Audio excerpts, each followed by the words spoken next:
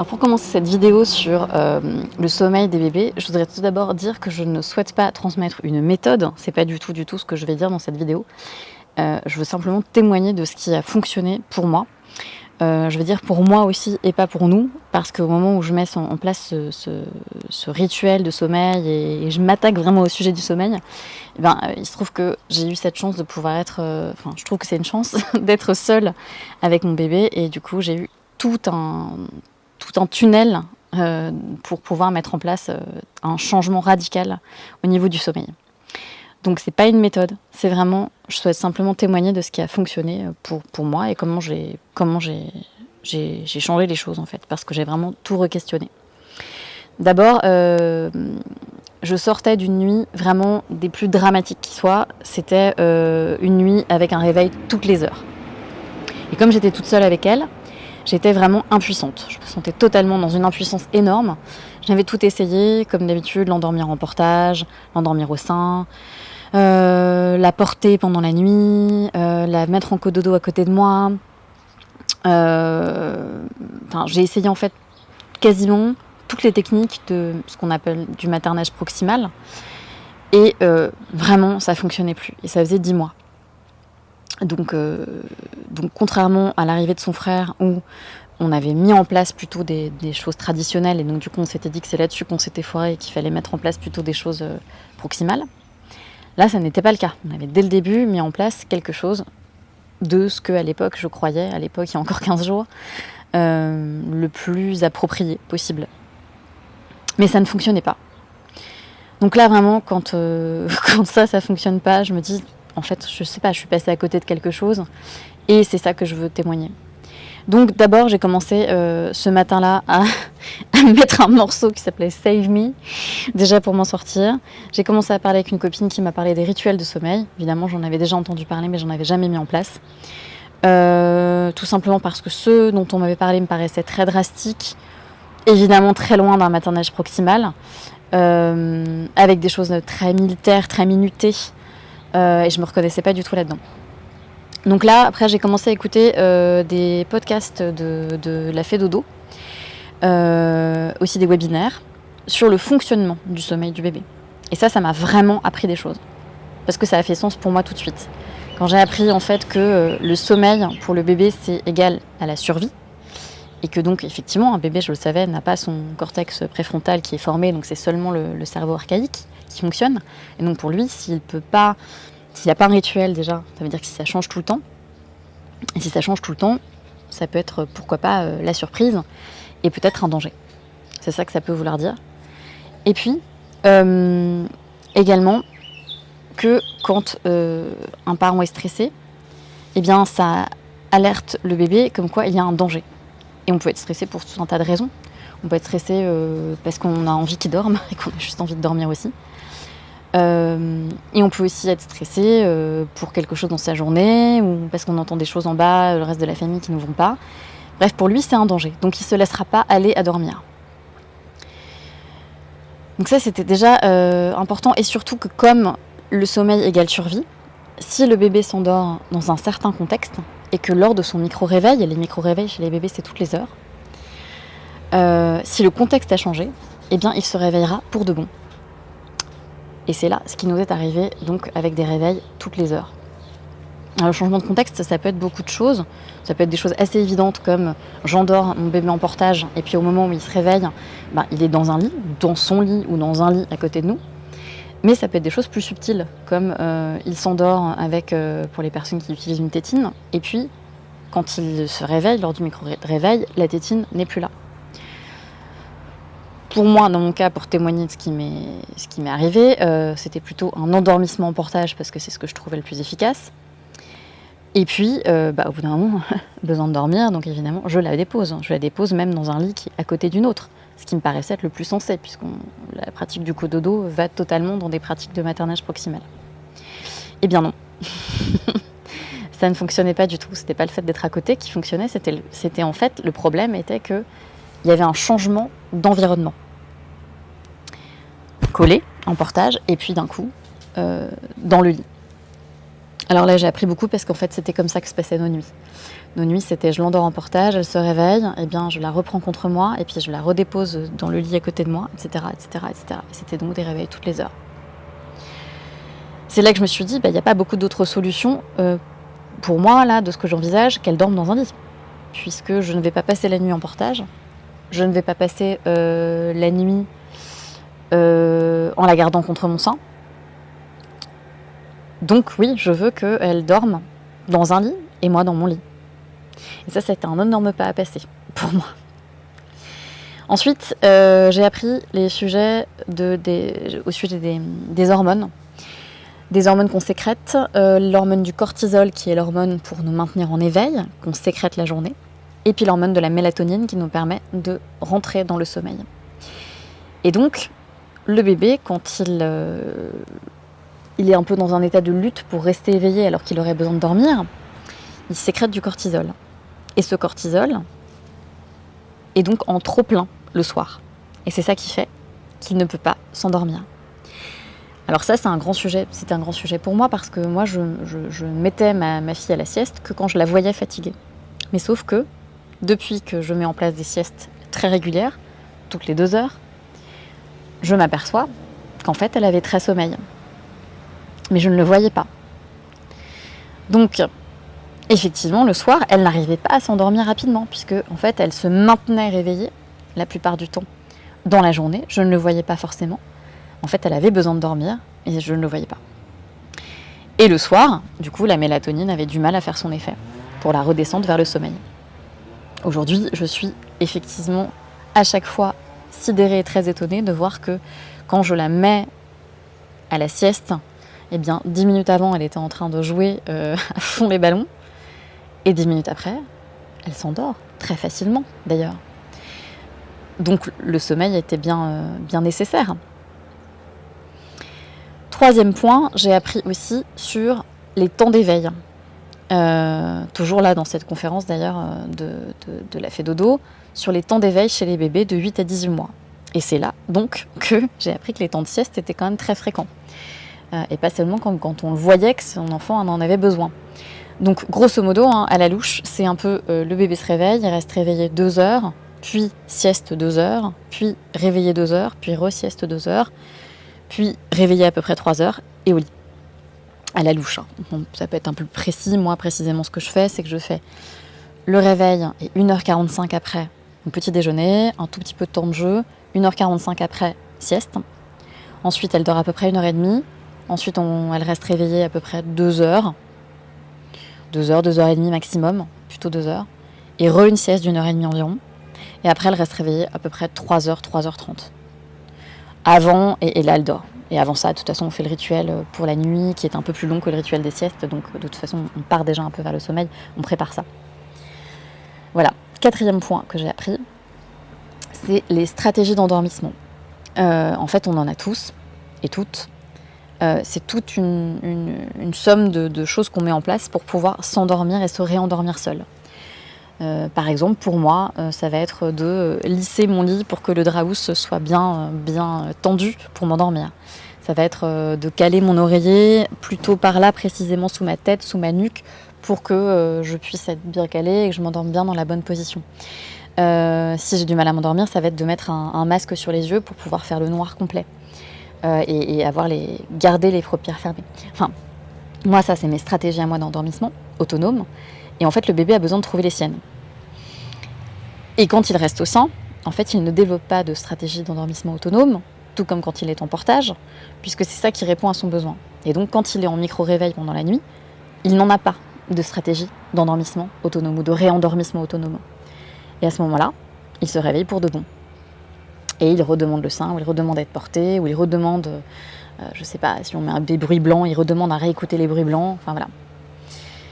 Donc finalement, c'est un très beau cadeau d'offrir à son enfant une possibilité de développer ses propres stratégies d'endormissement autonome, puisque c'est ça qui va l'aider à se réendormir partout et à tout moment de la nuit.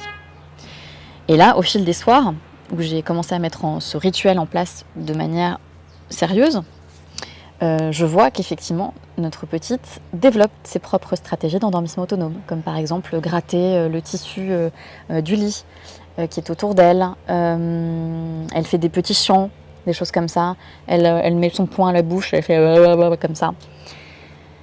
Tout un tas de choses qu'elle peut refaire lorsqu'elle se réveille ou se micro-réveille dans la nuit. D'ailleurs, je l'entends en ce moment, comme je suis très très attentive là-dessus, j'entends qu'effectivement la nuit, il y a des micro-réveils. Probablement, elle a toujours les yeux fermés, parce qu'elle ne se réveille pas vraiment. Et elle refait des petites choses pour se réendormir. Donc finalement, dans le maternage proximal, très souvent, on essaye d'autonomiser ces enfants aussi, de les rendre autonomes parce qu'on leur donne une grande liberté de mouvement, par exemple. Pas de parc, voilà, pas de lit fermé, tout ce genre de choses. Mais le sommeil de manière autonome, je trouve que c'est pas quelque chose que j'ai beaucoup croisé dans cette approche du maternage proximal. Finalement, je trouve que c'est vraiment une bonne occasion de fournir une autonomie là-dessus. Et ensuite, le 5e point, c'est la mise en place d'un rituel. Alors le rituel, c'est quelque chose que je pensais contraignant, très enfermant, l'impossibilité de se déplacer, voilà. Et en fait, c'est quelque chose de très rassurant. Par exemple, j'ai pensé à l'exemple du dentiste. Pour les personnes qui ont peur d'aller chez le dentiste, quand on va chez le dentiste et qu'on tombe sur un dentiste qui nous dit voilà, d'abord je vais faire ça, puis après je vais faire ça et ensuite je ferai ça. Quand on est au cours de l'intervention chez le dentiste, on sait où on en est dans le process et puis on sait à quel moment ça va s'arrêter. Et ça, c'est très rassurant, ça permet quand même de se détendre. Alors que quand on ne sait pas comment ça va se passer, à chaque fois qu'on y va, et si à chaque fois qu'on y va ça change, ça fait peur. Donc le rituel d'endormissement, ça permet au bébé de savoir dans quelle déroulé les étapes vont se faire, et à ce moment-là, de pouvoir être rassuré de comment ça va se passer, et donc de pouvoir se reposer là. C'est-à-dire, il sait que quand je vais chanter cette petite chanson, à la fin, je vais te poser dans ton lit, et ce sera le moment de pouvoir prendre ton doudou et de t'endormir. Voilà, puis il y a quelque chose de rassurant. Et quand on est rassuré, on se laisse aller. On se laisse aller, on a confiance en fait au processus. Et on se laisse complètement aller. On peut se relâcher en tout cas. Et dans ce rituel, il y a une phrase qui me reste, que j'ai entendue dans une des conférences, qui était « J'ai le droit de ne pas m'endormir calmement ». Alors effectivement, le bébé a le droit de ne pas s'endormir calmement. C'est-à-dire qu'à chaque fois, comme les nuits étaient si compliquées, on avait toujours comme objectif qu'elle s'endorme rapidement, parce qu'elle s'endormait très tard, 23h, minuit parfois. Donc qu'elle s'endorme rapidement et qu'elle arrête de pleurer rapidement parce qu'on était épuisés. Alors que là, comme on s'y prend très tôt, le rituel, il se termine vers 19h, eh bien, j'ai le droit de ne pas m'endormir calmement. Oui, effectivement, elle a le droit de ne pas s'endormir calmement, et je suis là juste pour être le réceptacle des émotions. Et des trop-pleins, sans vouloir intervenir dessus, sans vouloir la faire taire, sans vouloir la faire s'endormir. Je suis juste là, comme une amie qui accueillerait à bras ouverts la tristesse d'une copine qui aurait besoin de se relâcher sur mon épaule tout le temps qu'il lui serait bon de le faire. Et donc, je peux rester sur la chaise au bout de la pièce et entendre qu'elle bouge dans tous les sens, Et là, elle est en train de développer sa propre stratégie d'endormissement autonome. En tout cas, c'est OK. Pas besoin de la tenir, de la contenir ou je ne sais quoi d'autre, ou de la punir en sortant. Voilà. Donc notre rituel, c'est on monte, on ferme déjà la plupart des stores, sauf les stores de la salle de bain et de la chambre, et on va prendre un bain. Alors d'abord, je lui propose un dernier petit pipi, et ensuite, je la mets dans le bain, qui va durer une petite dizaine de minutes. Pendant ce temps, je vais fermer les autres volets que j'ai pas eu le temps de terminer de fermer, et ensuite, je la sors du bain, je l'enveloppe dans son petit peignoir, et on va aller mettre de l'eau de fleur d'oranger sur le visage, parce que c'est apaisant et ça aide à s'endormir. C'est peut-être juste psychologique pour moi, mais en tout cas ça fait partie du rituel. Et puis on va se mettre en tenue de nuit, avec la couche, avec le pantalon, avec la gigoteuse. Et ensuite, on va rebaisser un petit peu les stores et puis on va faire une dernière tétée en étant assise parce qu'elle ne va pas s'endormir au sein. Donc on est assise sur la chaise, les yeux ouverts. Elle va téter ce qui est bon pour elle. Ça va durer 5 petites minutes à peu près. Et puis après, je vais me rapprocher du lit, je lui donne ses doudous, les doudous lui disent bonne nuit, et je vais chanter la petite chanson que je chante à chaque fois. Et à la fin de la chanson, je vais la déposer dans son lit, et je vais ensuite fermer complètement les stores pour que ce soit le noir absolu. J'ai même fabriqué un paravent avec des rideaux occultants, pour que ce soit vraiment le noir. Je vais terminer la chanson plus ou moins longtemps, soit 1 minute ou 3 minutes de plus. Et je lui mets ses doudous près d'elle. Doudou que je lui ai expliqué qu'il allait la protéger, la rassurer, et qu'elle peut serrer fort si elle en a besoin. Et puis après, je vais rester devant le lit, je vais faire des grandes respirations. Pour ceux qui connaissent le yoga, des respirations en ujjayi. Donc c'est des respirations qu'on entend par le fond de la gorge. Donc ça fait...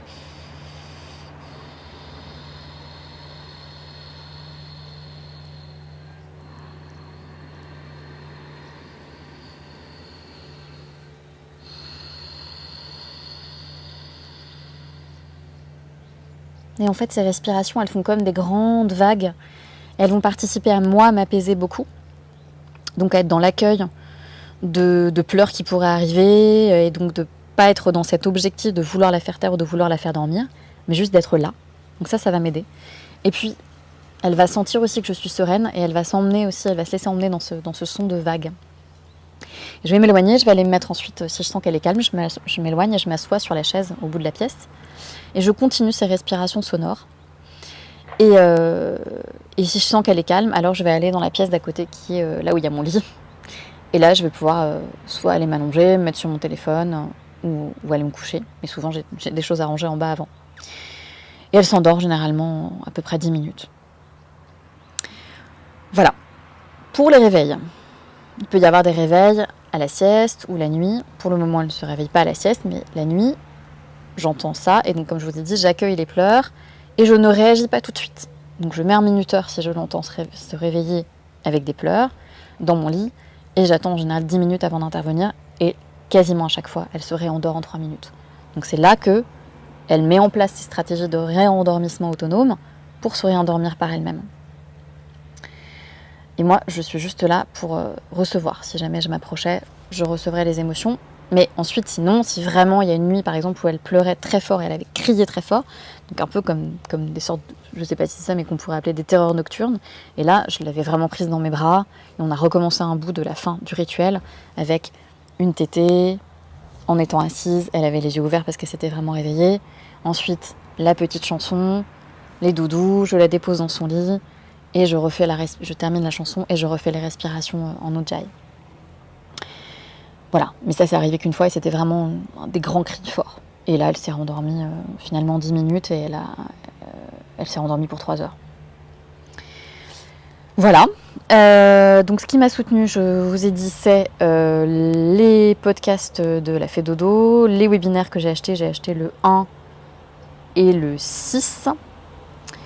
Le livre de Héloïse Junier aussi, qui est psychologue clinicienne très intéressante, et le soutien de ma copine Flore qui m'a aidée en me disant qu'elle était très très drastique sur les rituels, et c'est ça qui m'a mis sur la voie. Je me suis dit là, il faut que je me penche vraiment sur le sujet, surtout que j'ai 15 jours où on n'est que toutes les deux à la maison, donc je peux vraiment ne faire que ça.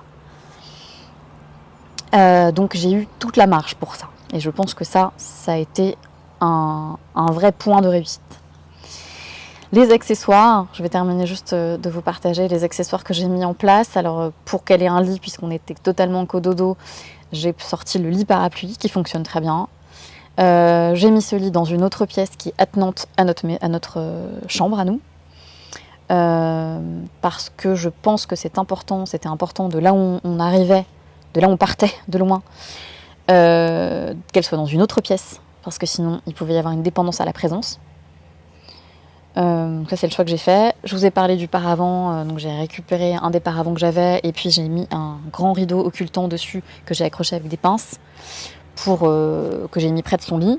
pour être sûr que vraiment, parce que la pièce où elle est, c'est pas une pièce qui a une porte. Donc voilà, c'est une pièce comme une grande pièce palière.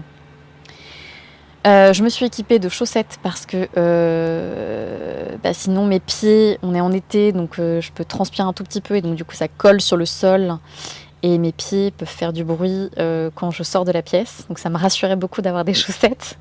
Donc je me suis mis des chaussettes sous le petit fauteuil au bout de la pièce. Comme ça je mets les chaussettes et quand je repars je suis rassurée que ça va pas faire schlock, schlock, schlock.